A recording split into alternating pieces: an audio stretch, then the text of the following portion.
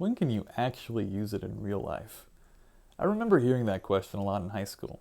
I didn't hear it so much in college because college math was so difficult for me, it started to interfere with my acting classes.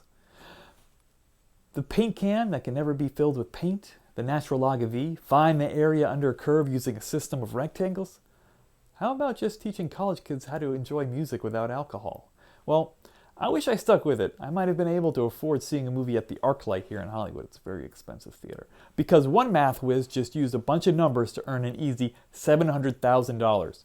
Oxford professor Andrew Wiles proved Fermat's last theorem way back in 1994, and this year he's being awarded the Abel Prize by the Norwegian Academy for Arts and Sciences. Fermat's last theorem and Wiles' proof are both complicated and hard to explain. But since almost $750,000 are at stake, who doesn't want to get rich? Let's see how the smart guys make their money. Fermat's last theorem states that one can't use whole numbers to solve the equation x to the n plus y to the n equals z to the n when it is greater than 2, when n is greater than 2. So, we all remember algebra. The x, the y, and the z, they're numbers. That could be anything. And the n is an exponent. It's been a long time.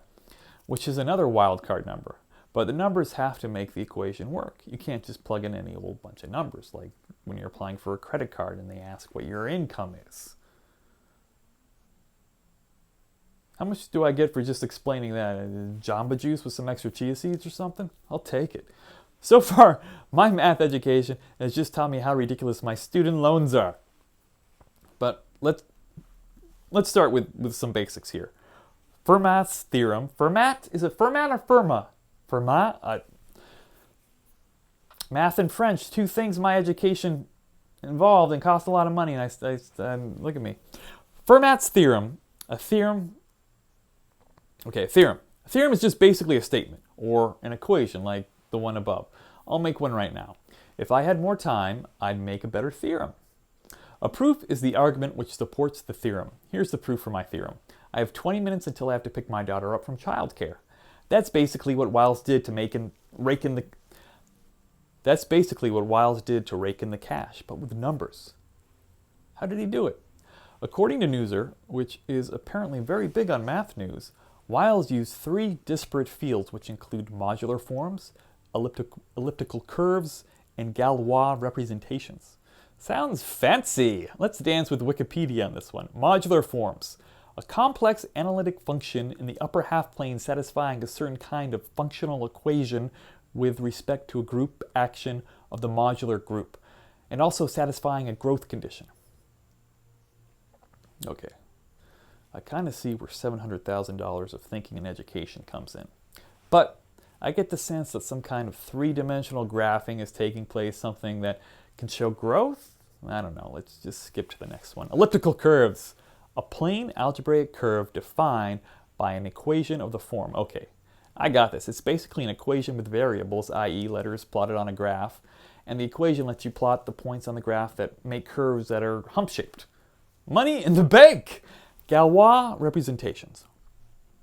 In mathematics, a Galois module is a G module, with G being the Galois group of some extension of fields. The term Galois representation is frequently used when the G module is a vector space over a field or a free module over a ring, but can also be used as a synonym for G module. The study of Galois modules for extensions of local or global fields is an important tool in number theory.